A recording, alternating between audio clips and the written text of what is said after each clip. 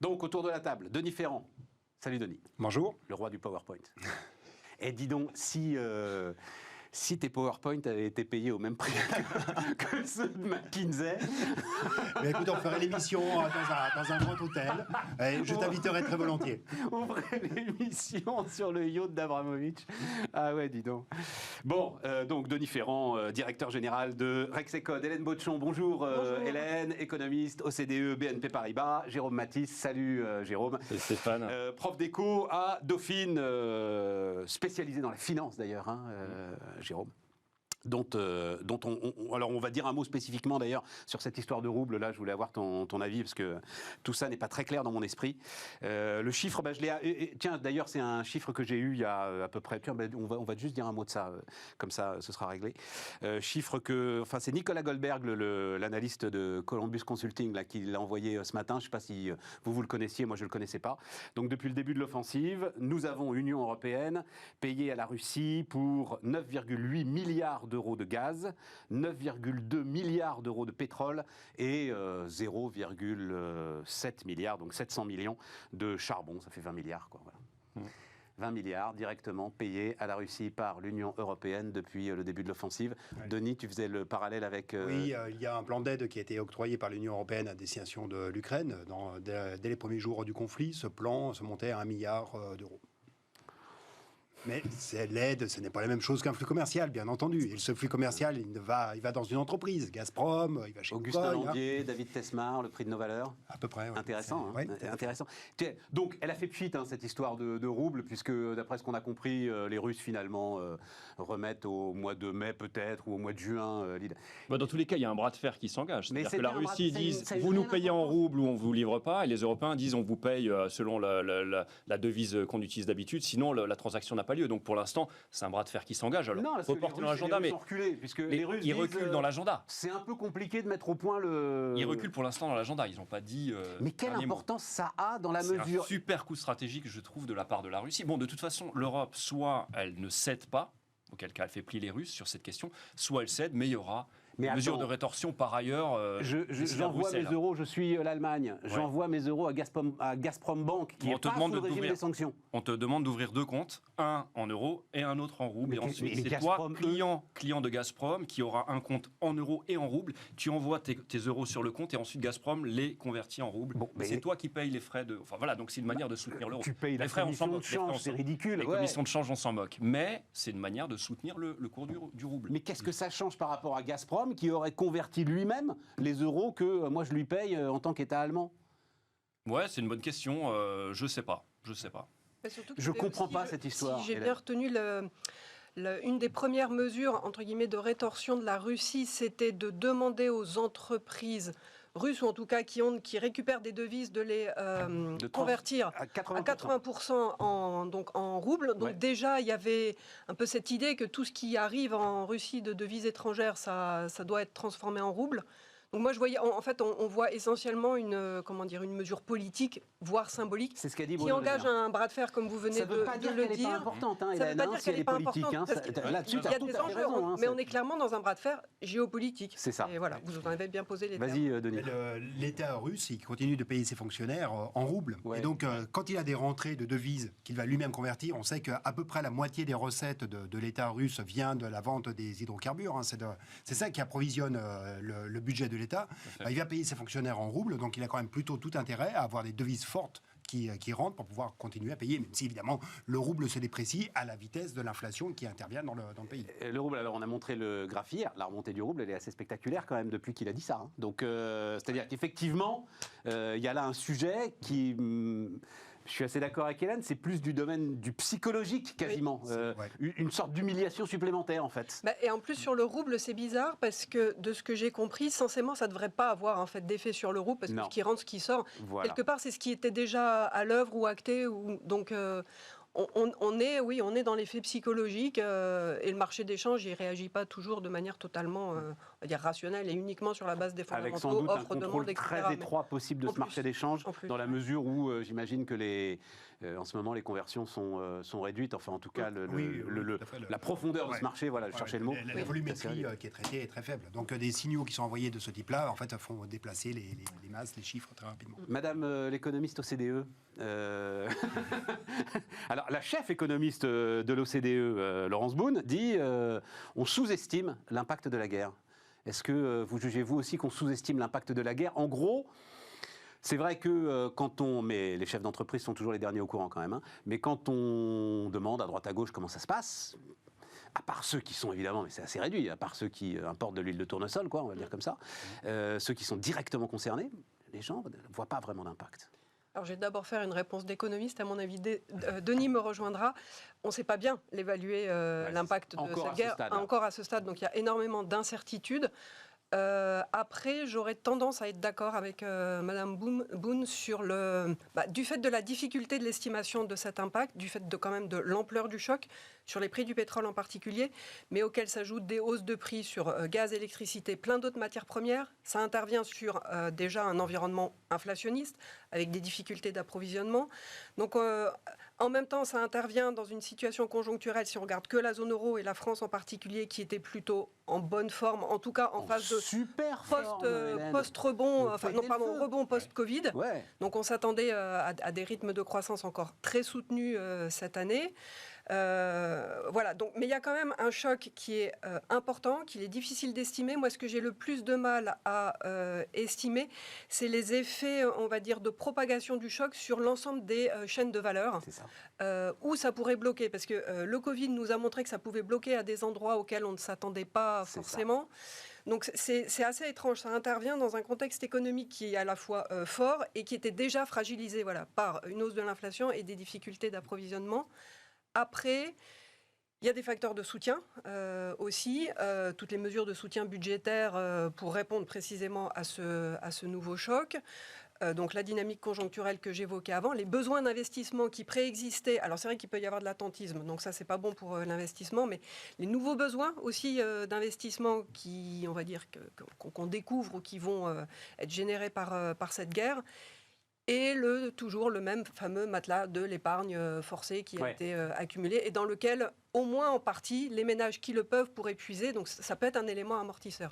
Tout ça est très macro. Mais entre l'ampleur du choc et certains facteurs de soutien à la fin, et la dynamique d'avant, à la fin, Denis, tu me diras ce que tu en penses. J'ai l'impression que les ordres de grandeur qui circulent, c'est, on va dire, environ 1 point de croissance en moins en 2022, un peu plus, un peu moins, voire peut-être un peu plus si on est plus pessimiste. Mais partant, alors pour la France, à supposer que la prévision était bonne, 4% en moyenne annuelle en 2022, 4 moins 1, ça fait 3. Allez, on descend encore un peu. En façade, on reste sur un rythme de croissance élevé. Mais, au trimestre le trimestre, attention, on se Oui, c'est ça. On a l'inertie de toute façon, la très forte inertie. Acquis de croissance, vous dites, de 2021, acquis de croissance. Mais il n'est pas exclu qu'on ait 2 trimestres qu'on ait une petite récession. Exactement. Vas-y, Denis. L'acquis de croissance, justement, il va être à 2,7 au terme du premier trimestre, si la prévision qu'a donnée l'INSEE se vérifie. Donc on a déjà 2,7 d'embarqué, mais c'est quelque chose qui est embarqué. Ce qui est important, c'est de regarder ce qui est en train de se passer. Et de ce point de vue, on a quand même les premiers éléments qui ne sont pas encore quantitatifs, mais qui sont purement qualitatifs. C'est les premières enquêtes de conjoncture que l'on a vues qui portent sur le mois de mars. Et ces enquêtes de conjoncture, qu'est-ce qu'elles disent ? En gros, ça s'arrondit. Ça ne s'effondre pas en termes d'activité. Que ce soit aux États-Unis, que ce soit en Europe ou même en Asie, il n'y a pas de retournement. Si en Chine, où c'est en négatif. Et là, c'est les problèmes d'approvisionnement, c'est les problèmes de zéro Covid, ce n'est pas l'impact de la guerre. En revanche, il y a bien quelque chose qui, là, n'est pas du tout dans le domaine de l'arrondi, c'est l'inflation. C'est l'accélération soudaine des prix, mais cela aura un effet pas immédiat. C'est pour cela qu'en fait, on ne voit pas d'ores et déjà d'impact en termes d'activité. On voit un impact en termes d'inflation qui aura lui-même un impact de manière décalée. 7,5% en mars dans la zone euro, dans la zone euro, 11,9 aux Pays-Bas. Parce que tu me disais, Denis, vérité des prix sur l'énergie. Oui, en fait, aux Pays-Bas, la hausse des prix de l'énergie sur les 2 premiers mois de 2022 comparé à la moyenne de 2021, c'est plus 76%. Si on fait l'hypothèse que les prix de l'énergie aux Pays-Bas ne bougent plus d'ici la fin de l'année, il y aura 76% d'augmentation. On voit que le gars vient d'être élu quand même. C'est là que tu vois le climat électoral aussi entre les différents. Non, mais c'est intéressant parce que tu me disais. Vas-y. Justement, par rapport à ce que tu évoquais, Hélène. Parmi les éléments de soutien que l'on avait, il y a notamment toute cette épargne qui a été constituée au moment du Covid, cette surépargne. Donc, nous, on a mesuré un truc tout bête, c'est de regarder quelle va être la proportion de cette surépargne constituée pendant l'année 2020 qui va être mangée par la seule augmentation des prix de l'énergie. En moyenne, dans la zone euro, si le prix de l'énergie ne baisse plus jusqu'à la fin de l'année, ce sera pas loin de 50% de la surépargne constituée sur la seule année 2020 qui sera mangée. En France, ce sera 30%, aux Pays-Bas, c'est 110%. Parce que aux Pays-Bas, ils ont déjà tout bouffé. Parce qu'aux Pays-Bas, ils ont déjà tout bouffé. Je prends vraiment le niveau de prix d'aujourd'hui. Et ensuite, il ne se passe plus rien. Donc, l'élément de soutien que l'on imaginait ne sera plus là. Donc, c'est pour ça que les prévisions qui étaient faites jusqu'à présent, qui avaient encore en tête un peu l'idée d'une normalisation, que l'on revenait sur des taux d'épargne équivalents à ceux que l'on connaissait auparavant, que l'on consommait un peu de la surépargne effectuée, ces hypothèses-là, elles sont désormais caduques, elles ont été mangées par la hausse des prix. Le truc sur, je te donne la parole, Jérôme, évidemment, dans un instant, le truc sur l'inflation et donc la fameuse boucle prix-salaire, c'est que les NAO, elles sont bouclées quand même. Ouais. Et elles sont bouclées même pour pas mal de boîtes depuis plusieurs semaines. Ouais. Elles sont bouclées, Deloitte a envoyé un chiffre là autour de 2-3%. Compliqué de les rouvrir quand même. Donc je sais pas. Et là, ça peut-être justement te calmer le truc. Il y a un truc qui n'est pas de la NAO, qui est quelque chose qui est automatique et qui se voit en France, c'est évidemment la revalorisation du SMIC. Donc tu as un effet, mais qui s'éteint quand même assez vite dans l'échelle des salaires. Ouais. C'est-à-dire qu'au bout d'un trimestre, jusqu'à 1,4 fois le SMIC, tu as une augmentation par répercussion, par effet de diffusion, si tu veux. Mais il faut 1 an, en fait, pour qu'un effet SMIC se diffuse dans l'échelle des salaires jusqu'à peu près 2 fois le SMIC. Mais les NAO, elles sont toujours effectuées sur l'inflation constatée. Bien sûr. Sur l'inflation de l'année d'avant, jamais sur l'inflation anticipée. Donc, ce qui veut bien dire que la NAO de 2023, elle va être autrement plus compliquée. Ça ne sera pas du 2,3, du 2,4 probablement. Même si c'est retombé ? Même si ça Puisque l'idée de la BCE, c'est que ça retombe. Oui, mais même si ça retombe, ça veut dire que tu crois à un contre-choc pétrolier. Tu crois que le prix du pétrole va passer en dessous de 60 euros. Il faudrait ou $60. $60, non, je le vois pas parce qu'il faudrait vraiment qu'on ait, pour ne pas avoir une moyenne annuelle en inflation qui passe, pour qu'elle ne tombe pas en dessous de 5%. Il faudrait qu'il y ait une baisse du prix du pétrole, mais qui soit à des niveaux qui le ramènent à des niveaux extrêmement bas. Et pour le gaz, on sait déjà qu'on n'y sera pas. Voilà, on sait déjà qu'on n'y sera pas l'hiver prochain. C'est coincé, c'est physique. Ouais. Donc oui, effectivement. Donc c'est dans les prochaines NAO en fait qu'on peut avoir la boucle prix-salaire. Jérôme ? Ouais, alors cette analyse d'érosion du matelas de l'épargne, je la trouve très intéressante. Alors c'est une approche macroéconomique. Il faut quand même préciser que quand on rentre au niveau microéconomique, on se rend compte que c'est les ménages les plus aisés qui ont largement épargné. Eux, finalement, ils vont pas nécessairement les taper dans leur épargne pour pouvoir payer leurs factures énergétiques. En revanche, les ménages les plus modestes, eux, n'ont pas constitué d'épargne. Et c'est eux qui vont véritablement être les plus touchés. Parce qu'il y a un rapport du CAE qui a été rendu sur des prévisions, si on en venait carrément, véritablement à l'embargo, notamment du gaz. Donc CAE, Conseil d'analyse économique. Voilà, ouais. Et il rappelle quelques chiffres, notamment qu'en France, ce serait avant tout les ménages les plus impactés, à 50%, plus que l'industrie, un peu moins de 40%, et puis le reste, le service, le commerce, le transport, pour 10%. Mais ce serait avant tout les ménages qui seraient impactés par une privation du gaz. En Allemagne, c'est encore pire, puisque plus de la moitié du gaz allemand est d'importation russe. En France, on n'en est que à 20% d'importation russe sur l'énergie. Ça va être un tout petit peu pédant, mais au sommet d'EDF, voilà, on va le dire comme ça, on n'est pas très inquiet sur un éventuel embargo en ce qui concerne la France. Voilà. Ah oui, tout à fait. Il y a une forte hétérogénéité. Sujet, quoi. Voilà. Oui, alors justement, d'ailleurs, ce rapport fait des chiffres un petit peu, quels seraient les points de PIB que ça nous coûterait à chacun. Chacun, j'entends les membres les 27 membres de l'Union européenne.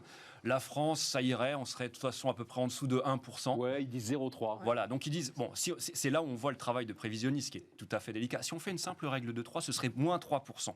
Mais La règle de 3, ce serait de dire toutes choses égales par ailleurs. Or, tout le monde va s'adapter dans cette situation. Les ménages vont modifier leur panier de consommation, les entreprises vont revoir leur processus de production, changer de distributeur, éventuellement utiliser d'autres matières comme intrants. Et donc, quand on prend en compte cet effet, je dirais, d'adaptation, de substitution, comportement de substitution, ils réduisent à 0,3, ils disent voire 1% dans le cas le plus pessimiste. Ils 3% chiffrent ça. pour l'Allemagne. 3%, ça c'est le cas pessimiste, mais ils disent scénario central 2,2% pour l'Allemagne. Le pays qui s'en sort le moins bien de très loin, c'est la Lituanie, plus de 5%. C'est catastrophique. Et c'est pourtant le pays qui tape du poing sur la table pour nous obliger à le faire. Ouais, curieusement, oui. Curieusement, oui. Voilà. Et donc, alors, il y a d'autres pays, Slovaquie, Bulgarie, au-delà de 2,5%. Il y a des pays qui s'en sortiraient mieux que la France, Portugal, Espagne, Irlande, Danemark.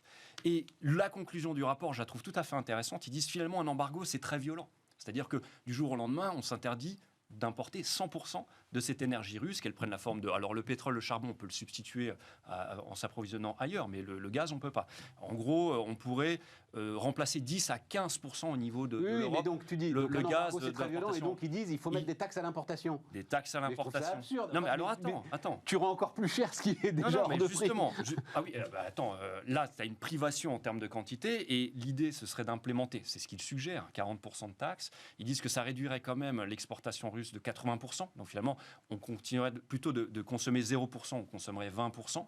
Et avec ces 40% de taxes... T'as pas la ressource, t'es dans un marché de pénurie. Pourquoi est-ce que tu réduirais les importations russes? Je ne crois pas du tout que tu réduirais les importations russes. Dans ce cas, tu remets encore plus en question l'embargo. Si tu me dis je remets en question le fait qu'on se prive de 80% de l'énergie russe, tu remets encore plus en question le fait qu'on s'en prive à 100%. Justement, l'embargo, t'as plus le choix. Justement, l'embargo, c'est violent. Oui. À partir du moment où le signal prix en France, les ménages sont, mis à part pour l'essence, enfin le carburant pour rouler, et encore, c'est assez, à partir du 1er avril, enfin depuis le 1er avril, c'est assez limité, mais les ménages sont protégés de ces hausses des prix de l'énergie. Donc, si tu mets des taxes à l'importation, ça coûtera juste plus cher au budget de l'État. Alors, attends, en France, c'est pour ça que ça m'a beaucoup surpris, le truc du CAE. On est protégé à court terme. Je veux dire, on a quand même des tendances à long terme ou avec un prix de l'énergie on verra, qui augmente. Oui, mais enfin là, pour l'instant, jusqu'en juillet... Les caisses de l'État se vident en attendant. Donc, il y a bien un moment donné... J'en sais rien.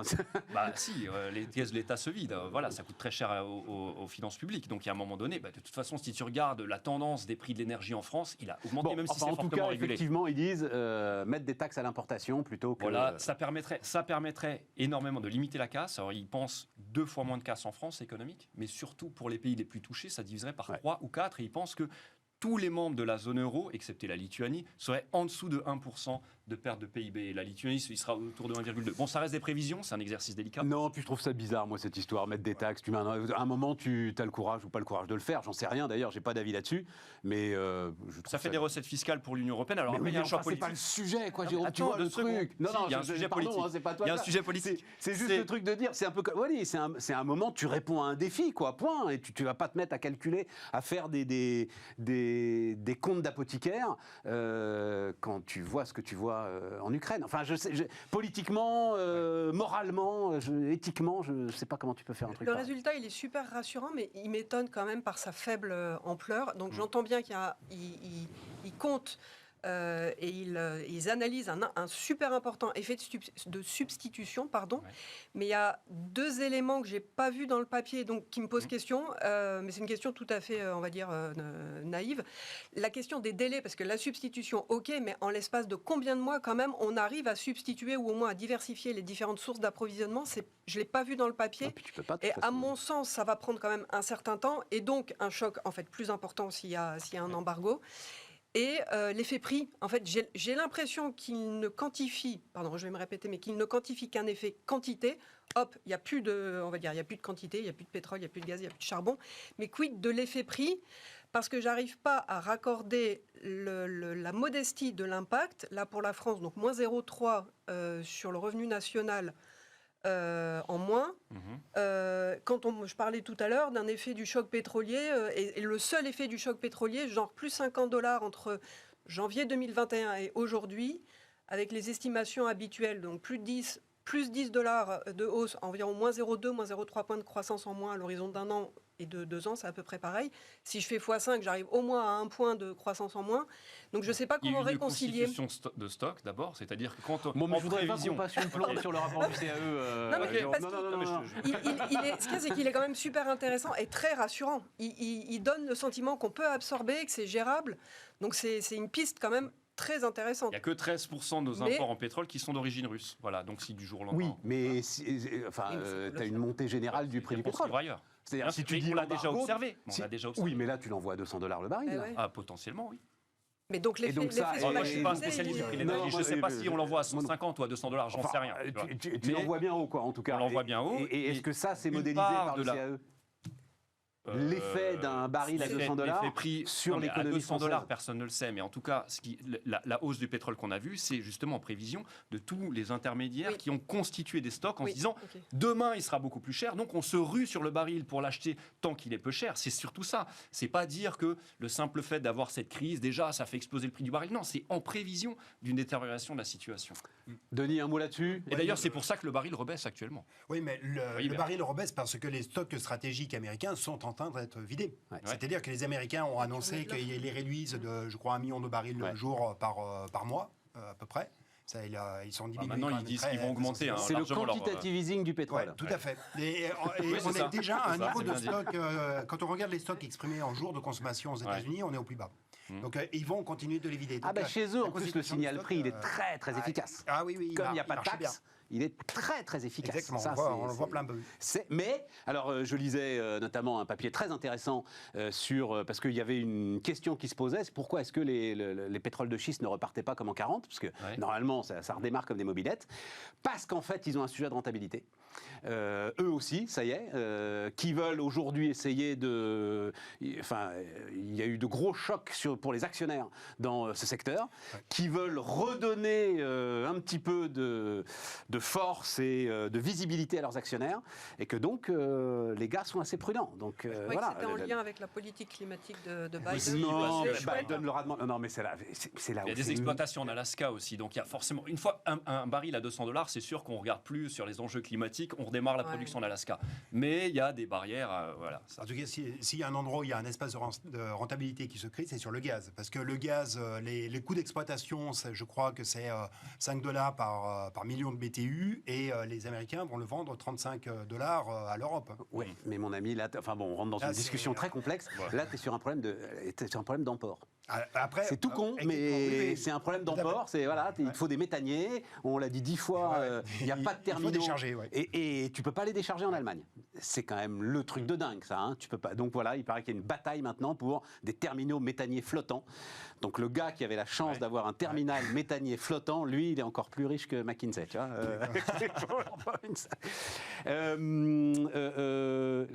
l'automobile à l'arrêt, là, c'est un impact particulier parce que il y a un sujet quand même de comportement du consommateur. Ouais. Et là, les chiffres sur l'automobile, donc moins 20% en France au mois de mars par rapport à la même période 2021, pire trimestre depuis 40 ans, dit la plateforme automobile. Ouais. C'est le secteur qui prend tout, quoi. C'est le secteur qui prend tout, mais est-ce que ça, c'est pas une sorte d'indicateur avancé du fait que le consommateur, avec la guerre en Ukraine, il va se mettre à l'arrêt beaucoup plus que ce qu'on anticipe? Il y a quand même, il prend tout dans le sens où il y a effectivement ce changement d'attitude du consommateur qui ne sait pas non plus quelle est la motorisation qu'il va falloir avoir demain, mais tu as aussi et surtout des contraintes d'offres qui sont intervenues. Le secteur qui en a pris plein la tête avec les problèmes de semi-conducteurs, c'est l'automobile. Ouais. Donc il y a un retard de production qui est extrêmement important. Donc il y a à la fois la contrainte de demande, ou plutôt la mutation de la demande qui est en train de se faire d'un côté, et tu as la contrainte d'offre qui est très forte. Rajoute à cela le fait que les déplacements deviennent de plus en plus onéreux. Il y a peut-être des personnes qui ne vont pas changer tout de suite leur véhicule et qui vont peut-être maintenir encore... Mais même sur l'occasion, il y a un impact même sur l'occasion, alors que le marché était incroyable sur l'occasion. Tu dis, le moteur thermique à terme, il va être interdit. Et flambée du prix du carburant. Par ailleurs, l'électricité coûte plus cher. Plus personne ne sait quoi faire dans cet environnement. Et comme tu dis, les pénuries sur les batteries, les semi-conducteurs, etc. Il y a aussi un environnement... Alors, il y a peut-être aussi en France quelque chose de démographique. On a un quart des Français à la retraite. Peut-être que tous les ménages qui sont des couples à la retraite n'ont peut-être plus besoin de 2 véhicules. Ils se disent, bon voilà, on attend que le deuxième véhicule périsse et ensuite on se rabattra plus que sur un seul véhicule. Ça peut jouer. Un quart des Français. Et puis, un autre effet, c'est... une transformation de notre société. Le télétravail, les transports en commun. Regardez le chantier du Grand Paris, ça veut dire quoi? C'est-à-dire que les métros maintenant nous conduisent beaucoup plus loin et qu'il est d'autant plus difficile de rouler dans Paris. Oui, mais ça, c'est pas un facteur conjoncturel. Ça c'était vrai. Oui, mais c'était vrai le trimestre précédent. Tu vois ce que je veux dire, Jérôme? Pour expliquer une baisse de 20%. Non, mais le Grand Paris n'est pas encore fait. Non, le métro ne nous amène pas encore à 15 km de Paris. Mais à terme, ce sera ça. Mais c'est ça qui fait. C'est ce qu'on observe aussi dans toutes les grandes villes. Différemment, en fait. C'est ce qu'on observe dans toutes les grandes villes. Et quand on met des lignes de tramway partout, des couloirs de bus, etc., c'est très bien pour les transports en commun, mais ça contraint d'autant plus la voiture. Donc voilà, il y a des changements aussi sociétaux sur ces questions-là. Peut-être que ça joue. C'est moins 20% sur un an. Ouais. Alors je me souviens plus l'année dernière, à la même époque, il en était où le marché automobile? On a peut-être aussi un effet de base. Non, il n'était pas extraordinaire. Il y avait une forme de rattrapage du Covid. Il y avait une forme de rattrapage, mais c'était pas extraordinaire. Non, c'est le pire trimestre depuis 40 ans. Ouais. Dans tous les secteurs, tous les biens industriels durables ont connu un rebond qui était absolument incroyable. Et d'ailleurs, c'est ce qui a contribué très fortement au déséquilibre offre-demande sur certaines matières premières, sauf l'automobile. L'automobile n'avait pas du tout réagi, un peu aux États-Unis, pas du tout en Europe. Jérôme, j'avais oublié dans l'histoire du rouble, là. Je crois que c'est Hélène Ray qui a fait un petit papier sur donc une économiste renommée sur les monnaies, nouveau paradigme, pardon d'employer ce terme, nouvel environnement sur les monnaies. Le poids du dollar ou de l'euro appelé à se réduire. Un petit peu, parce qu'on a des économies. On a des économies qui montent. Les Chinois qui exportent l'idée que les Russes, là, qui à un moment disent ce qu'ils n'ont encore jamais dit, quoi, c'est mon rouble, vous paierez en rouble, etc. Parce que c'est le signe de quelque chose. Je pense qu'ils font ça du fait de la guerre. Sans la guerre, ils ne seraient pas passés par cette attitude. Mais de manière générale, les économies qui montent en puissance, à un moment donné, les Chinois, s'ils continuent comme ça, il n'est pas exclu que dans 10 ans, ils nous demandent de payer en yuan ce qu'on leur achète, quand même. Voilà. Donc, au départ, ils se veulent le plus grand exportateur du monde. Donc, ils nous disent, le message, c'est payez-nous avec votre devise, nous, on se charge. Et puis, en plus, ça les arrange bien parce que ça leur permet de jouer avec leur monnaie comme ils veulent. Une fois qu'on paye dans leur devise ce qu'ils exportent, c'est une autre histoire. La Banque centrale, elle a une autre mission. Mais un jour, la transition, naturellement, je pense, se fera. Après, ça risque de prendre du temps, parce que ça fait longtemps que j'entends parler de le poids du dollar dans les réserves va baisser.